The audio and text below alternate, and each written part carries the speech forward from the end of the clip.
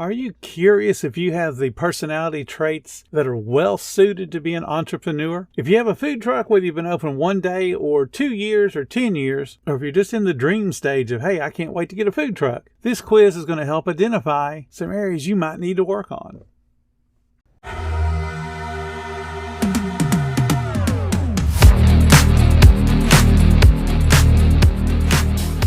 Welcome to the 10-Minute Food Truck Training Podcast. My name is Bill Moore. I am a food truck business coach, author of 5 food truck vending books, including Food Truck 101 and Food Truck 201. This podcast is all about helping you start and grow your food truck business. Who's ready to level up their food truck game? Then let's talk about Table Needs. They're serving a complete package, a powerful point-of-sale system, built-in QR code menu ordering, a slick KDS, and they even handle your sales tax automatically. But wait, there's more. Their customer support team is like having your food truck BFF helping you grow your business. Visit TableNeeds.com or catch them on Facebook. Okay, so before I jump into the quiz, just follow along with me. I'm going to give you the question, give you a chance to think about the answers, and I'll give you choices of A, B, C, or D, and then all you got to do is keep track. If you're going to choose answer A, give yourself 1 point. B, 2 points. C is 3 points. And I bet you can guess that D is going to be 4 points. So just kind of keep track as we go. Question number 1. When faced with a problem or challenge, how do you typically react? So think about that. How would you react when you're facing a problem? A. Do you get anxious and avoid it? B. Do you seek advice from other people before taking any action? C. You analyze the situation and you find a solution. Or D. You see it as an opportunity and embrace it. So don't answer with what you think is best. Answer with what you would do. Question number 2. How do you handle uncertainty and risk in your life? You prefer to stick with what's safe and known. That's A. B is you're cautious, but you're willing to take a calculated risk. C is you take risk and you believe in the potential rewards. Or D, you thrive in uncertain situations and you actively seek out risk. Question number 3. How do you feel about change and adapting to new circumstances? Choice A. Change makes you uncomfortable and you resist it. B. You're open to change but you prefer stability. C. You embrace change, especially when it leads to improvement. And then D. You actively seek out change and you adapt quickly. Again, don't worry about the pattern of what you want to score. Think about how you would actually react to these questions. Here's question number 4. How do you handle failure or setbacks? Choice A, you get discouraged and you give up. Choice B, you learn from your mistakes and you try again.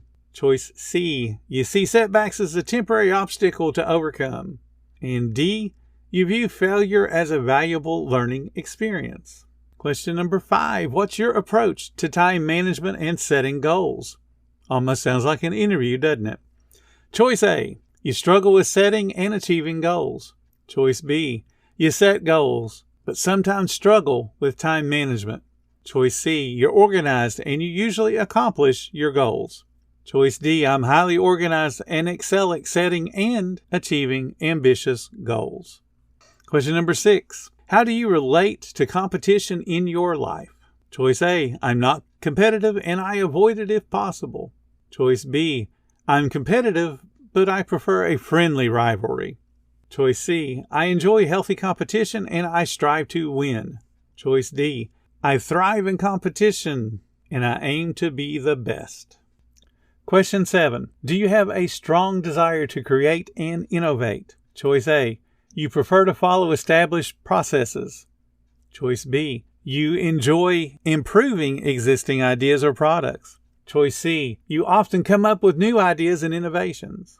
Choice D. You have a burning passion to create something entirely new. Again, what would you react? How would you answer these based on your personality? Not trying to get the best score, because this is going to have an impact on how you run your business and your potential to run your business.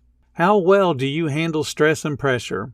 Do you become overwhelmed easily and you struggle to cope? You can manage stress, but you prefer a balanced lifestyle. You thrive under moderate pressure and use it as motivation. You perform exceptionally well under high-pressure situations. Question number 9, how do you feel about working independently or making decisions autonomously?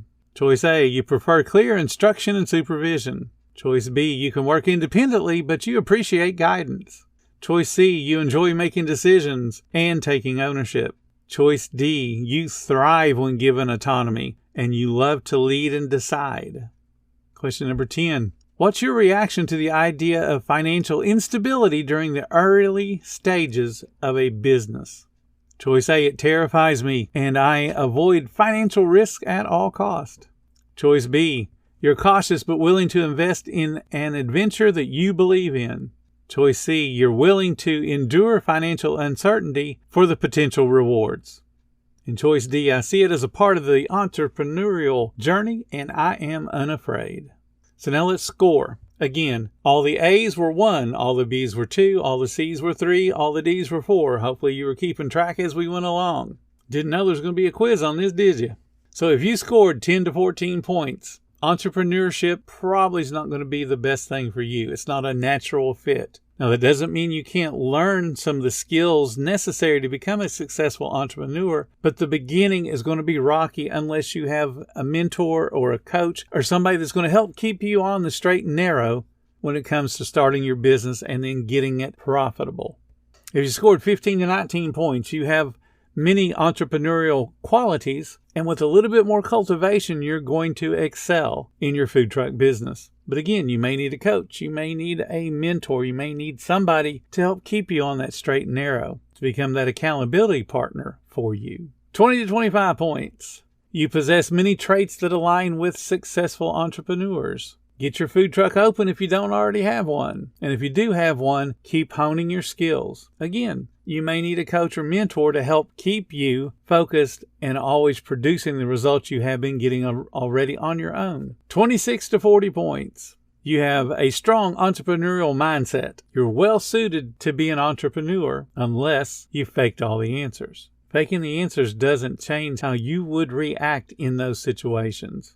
Again, the point of the quiz was for you to answer how you would react normally. Not what you thought would be awesome, not what you think the right answer would be, but how would you react? So think about those times in your life when you face that problem or face that challenge. Think about those times when there was uncertainty, when there was risk. Think about those times you had to make changes and you did not like those changes. Think about a time you failed or had a setback. Think about how you actually manage your own time. And do you set goals and achieve them? Do you like competition? Do you like to create? Do you like to innovate? How do you handle stress? How do you handle pressure? How does financial instability impact your thinking right now? If you were to open, if you don't already have a food truck, knowing that you would be living from day to day, paying those bills, how does that make you feel? If you have a food truck and you're living off the cash flow, and what that means is you need today's sales to buy food for tomorrow, how does that make you feel right now? All of those things can be learned. Everything that we talked about can be learned. So no matter what your score was, don't be hard on yourself and don't be super excited either. This is just a quiz. What matters is how you actually act when you're faced with any of those things that we've been talking about. It's easy to say, yes, I love a challenge. Yes, I don't mind risk. Until you're mired in the middle of it, knowing you need to generate $1,000 today or the bank's going to come repossess your trailer. Knowing that if there's rain on the horizon and that big event gets rained out, you won't be able to make payroll. That's stress. That creates a lot of anxiety. How do you handle it? There are so many skills that can be learned and taught, but I want you guys to really think about those key points that I brought up in all those questions. How do you handle those? How do you react to those? Go back and re-listen to this. Listen to each question and give it an honest answer. And if you have a low score, it's okay. You can be taught. You can learn. You can do this. But unless you know what you're facing, it's going to be a harder struggle. I don't want you guys to be one of the people that are super excited, come up with an awesome menu and think that they can make $1 million and end up selling the equipment a year or 2 years down the road. I honestly want this to be your legacy that you can leave to your kids. You can leave them a viable business that they can get to be in charge of rather than leave them a job where they have to work the food truck to make money. Leave them a business where they teach people how to operate the food truck and they just have to make sure that the people are doing the job properly. That's a business. Everything else is just a self-created job. You guys have heard me say that many times, and that's what I'm going to end this podcast with. A self-created job is one that is dependent upon your hands. You don't show up to work, you don't make money. A business is dependent upon your mind. It's dependent upon your brain. Your hands may teach somebody how to do the job, but your hands are not having to perform the job every single day. So if you're flipping burgers, or you're being the cashier, or you're being the expediter, no matter how good you are at that, it's still a job. And even if you think your food truck is running awesome, try not showing up. If the food truck can sustain itself without you, you got a business. If the food truck cannot sustain itself without you, you have a job. And in a lot of cases, and I've said this many times, when you have a self-created job, you may not like the boss.